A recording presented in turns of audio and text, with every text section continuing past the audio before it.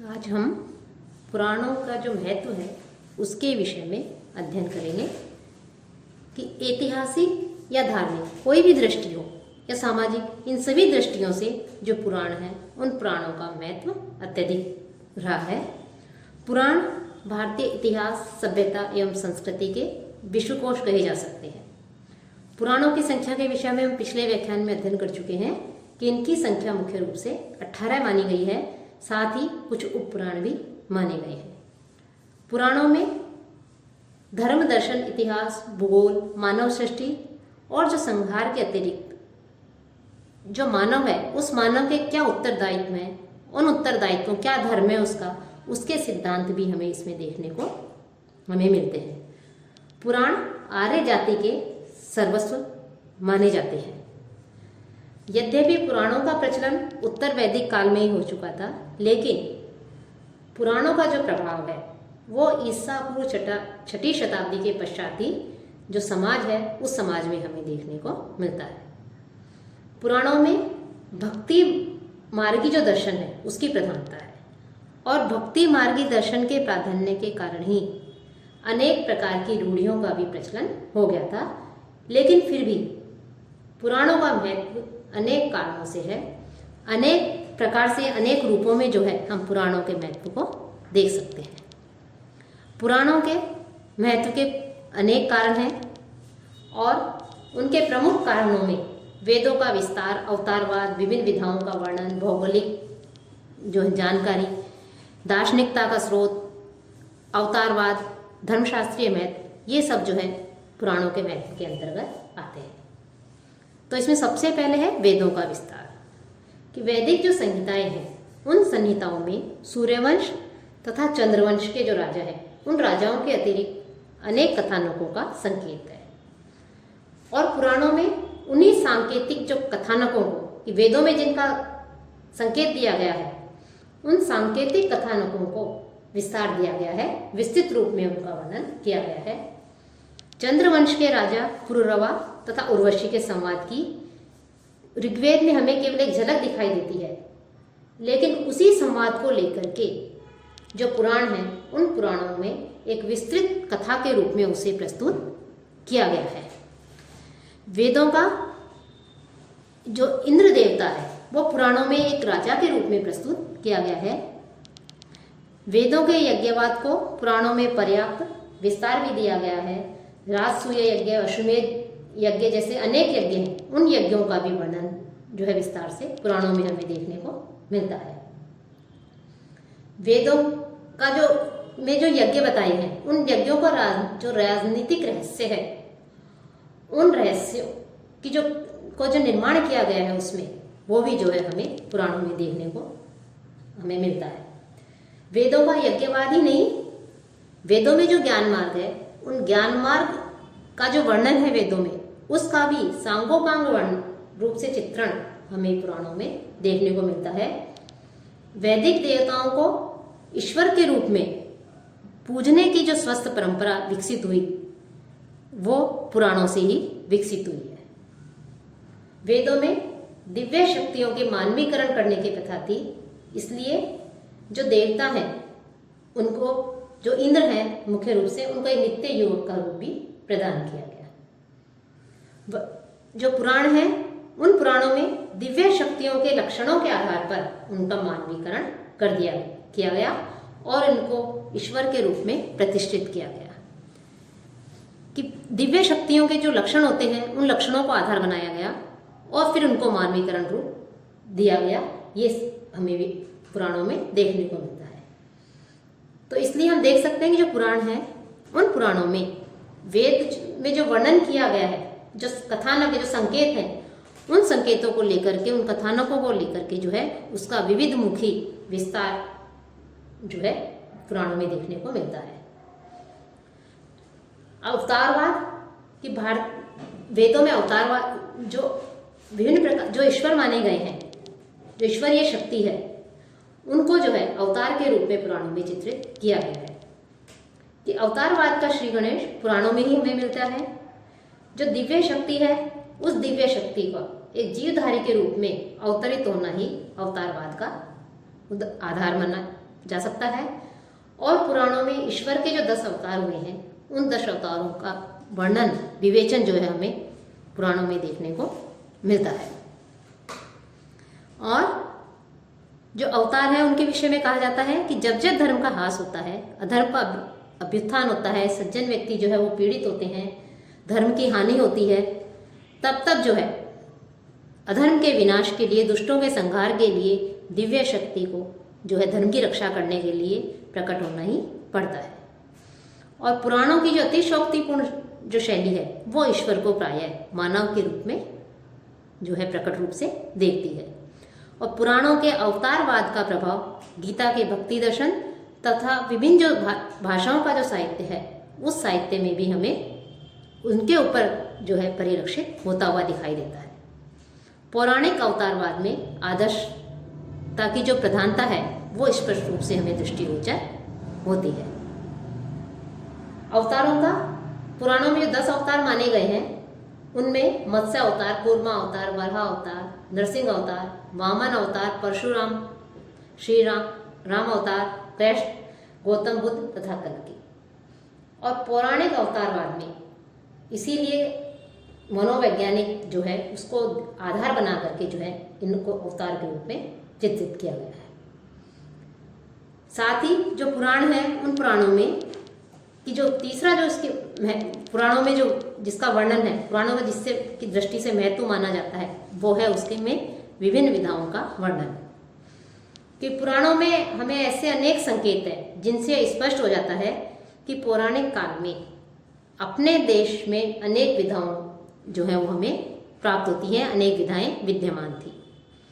पुराणों में वर्णित मुख्य रूप से 14 विद्याओं के जो नाम हैं वो बताए गए हैं कि 14 विद्याएं जो हैं वो पुराणों में हमें, उनके नाम हमें पुराणों में मिलते हैं।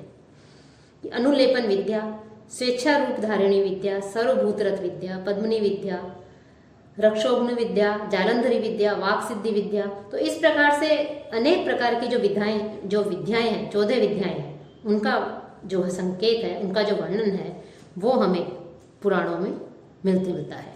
इनका स्पष्ट वर्णन हमें वहाँ दिखाई देता है। ये जो 14 विद्याएं बताई गई हैं, इनके अतिरिक्त रत्न परीक्षा, वास्तु विद्या, अश्वशास्त्र आदि का भी हमें इसमें वर्णन मिलता है। तो अनेक प्रकार की विभिन्न जो विद्याएं हैं, उनका वर्णन भी हमें पुराणों में मिलता है। और यह पुराणों का एक बहुत अधिक जो है इस दृष्टि से महत्व माना जाता है। साथ ही जो पुराण है, उन पुराणों में भक्ति भावना का भी प्रसार हमें देखने को मिलता है। कि इस दृष्टि से भी पुराणों का अत्यधिक महत्व है। पुराणों में नवधा भक्ति का वर्णन हमें प्राप्त होता है। भागवत पुराण में 9 भक्तियों का जो वर्णन है वो हमें मिलता है। और समाज को भक्ति मार्ग के द्वारा ही मोक्ष का मार्ग उसके लिए प्रशस्त किया गया है। कि पुराणों में के जो भक्ति योग है, उस भक्ति योग ने 10वीं शताब्दी में प्रारंभ होने वाला जो भक्ति आंदोलन है, उस भक्ति आंदोलन को भी विशेष रूप से प्रभावित किया है। पुराणों की उपासना पद्धति ने हिंदू जो समाज है, उस हिंदू समाज को वैदिक धर्म के मार्ग पर चलने के लिए एक नए रूप में ही प्रेरित किया। विष्णु पुराण में प्रहलाद, ध्रुव जैसे भक्तों की चर्चा हुई है।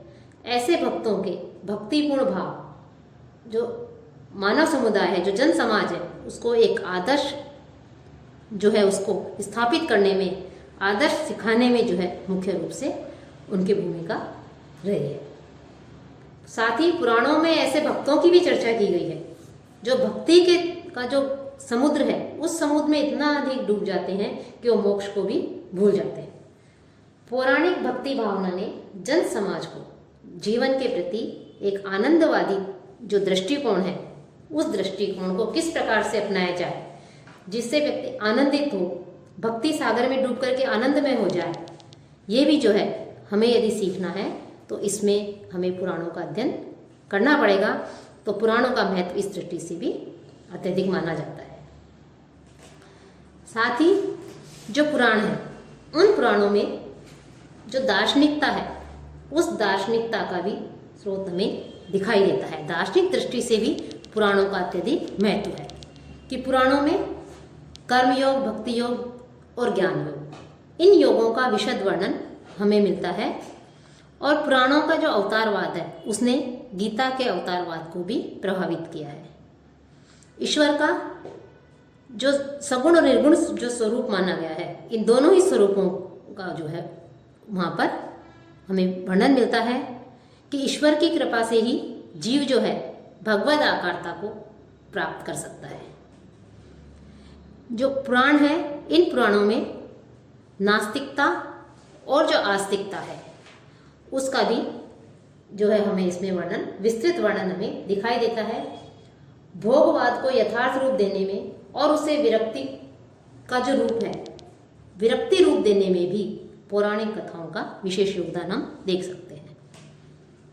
साथ ही पुराणों में अनेक कथाओं का विस्तृत वर्णन हमें मिलता है। काव्य स्रोत हैं ही रहे हैं जिनका प्रभाव न केवल संस्कृत साहित्य के ऊपर अपितु जो हिंदी साहित्य है उस हिंदी साहित्य के ऊपर भी व्यापक रूप से पुराणों का प्रभाव पड़ा है। तो काव्य स्रोत जो है वो उनका भी जो है इस दृष्टि से भी पुराणों में का महत्व है, क्योंकि पुराणों में अनेक कथाओं का विस्तृत वर्णन है जिनका प्रभाव जो है अनेक जो साहित्य हुए हैं उनके ऊपर हमें दिखाई देता है। कि सूर्यवंश के राजाओं का इतिहास जो इनका इतिवृत्त है वो भागवत पुराण में मिलता है। उसी इतिवृत्त को आधार बना करके 4वीं शताब्दी में महाकवि कालिदास ने रघुवंश जो महाकाव्य है उसकी रचना की। और शिव पुराण और स्कंद पुराण इनकी घटनाओं को लेकर के कालिदास ने कुमार संभव नामक काव्य की रचना की। गोस्वामी तुलसीदास ने रामचरितमानस की भूमिका में नाना पुराण निगम आगम सम्मतम कहकर अपने काव्य के ऊपर पुराणों के प्रभाव को स्वीकार किया है। साथ ही सूरदास ने भागवत पुराण का जो दशम स्कंद है उसके आधार पर श्री कृष्ण की लीलाओं का अद्भुत रूप जो है सूरदास ने प्रस्तुत किया है। साथ ही आधुनिक युग के महान जो नाटककार हुए हैं या हिंदी के आधुनिक जो कवि हुए हैं उन्होंने भी पुराणों, उनके रचनाओं पर भी हमें पुराणों का प्रभाव दिखाई देता है। पुराणों की शैली ने भी साहित्य विधाओं की जो शैली है उसको प्रभावित किया है। तो पुराणों का जो बाद के जो साहित्य हैं उन साहित्यों पर विविधमुखी प्रभाव हमें देखने को मिलता है। साथ ही जो पुराण है उन पुराणों का जो महत्व बताए गए उसमें उसका एक महत्व है भौगोलिक दृष्टि से, कि भौगोलिक पुराण युगीन भूगोल हमें प्राचीन जो संस्कृति है उसका जो अध्ययन है उसको अध्ययन करने की दृष्टि से भी पुराण अत्यधिक प्राचीन है। कि पौराणिक पर्वत एवं समुद्र ये जो है आधुनिक युग में लिखे गए जो इतिहास हैं उन इतिहास में जो विवादास्पद प्रश्न है उनका जो समाधान है उसको खोजने में उस पुराण सहायता करते हैं। कि आर्यों का मूल देश कौन सा था। पुराणों में क्षीर सागर का जहाँ तक विस्तृत रूप से वर्णन किया गया है, क्षीर सागर को विष्णु का निवास स्थान बताया है। और प्राचीन युग में कश्यप सागर एक विशाल समुद्र के रूप में रहा होगा और उसे अब कैस्पियन सागर कहा जाता है। भौगोलिक हलचलों के कारण पुरातन जो काश्यप सागर है जिसे अब कैस्पियन सागर कहते हैं उसका एक अंश बालकश झील के रूप में अवशिष्ट रह गया। और जो बालकश झील है वो विश्व में सर्वाधिक मीठे पानी की झील मानी जाती है। और ईरानी जो भाषा है उसमें शोरवान शब्द क्षीर सागर के नाम की परंपरा को सूचित करता है और हमें बालकश जो झील है वो शब्द हमें उस ओर जाने के लिए विवश कर देता है। अतः देवों में श्रेष्ठ जो विष्णु है उन्हें क्षीर सागर में निवास करने वाला बताया है। तो क्षीर सागर कैस्पियन सागर के इर्द गिर्द ही रहा होगा।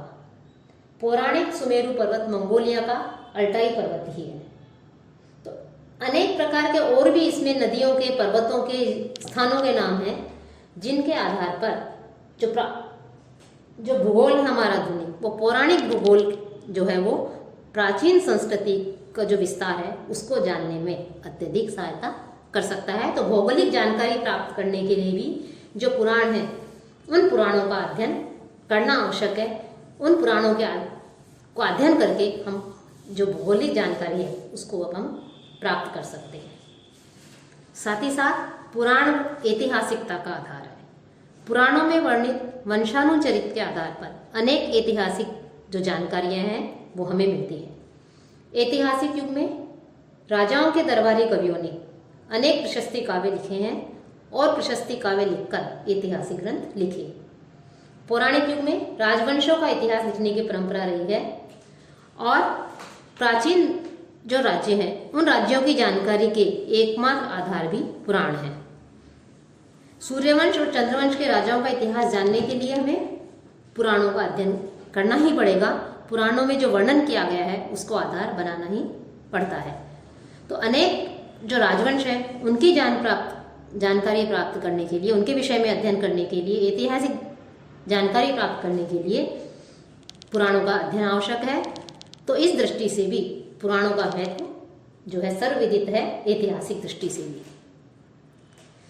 जहाँ तक भौगोलिक कालीन दृष्टि से महत्व है, वहीं ऐतिहासिक दृष्टि से भी पुराणों का अत्यधिक महत्व है। साथ ही जो पुराण है उन पुराणों का धर्मशास्त्रीय दृष्टि से भी महत्व माना जाता है कि पुराणों में वर्ण व्यवस्था, आश्रम व्यवस्था तथा वर्णाश्रम जो धर्म है उसका वैज्ञानिक रूप से प्रतिपादन हमें दिखाई देता है। पुराणों में इष्टापूर्ण कर्मों जो है उन कर्मों को जब किया जाता है तो उन कर्मों की करणीयता पर विचार करके हमारा जो जन समाज है उस जन समाज को एक स्वस्थ कर्म पथ जो है वो प्रदान किया गया है। पुराण तीर्थों की महिमा का भी प्रतिपादन करते हैं, राजधर्म का भी विस्तार से वर्णन हमें मिलता है। साथ ही जब पुराणों ने ब्राह्मणों की जातिगत और देशगत जो विशेषता है उनको लेकर मुक्त कंठ से पुराणों की प्रशंसा भी की है। राजाओं और ऋषियों के जो चरित्र हैं उन चरित्रों को लेकर चारित्रिक धर्म जो है उस धर्म को भी पुराणों में प्रस्तुत किया गया है।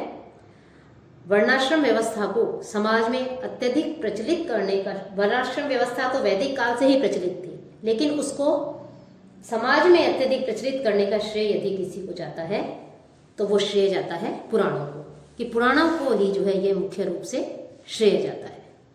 तो इस प्रकार से पुराणों में वस्तुओं और तत्वों के नामकरण में भी काव्यात्मक शैली का परिचय दिया गया है।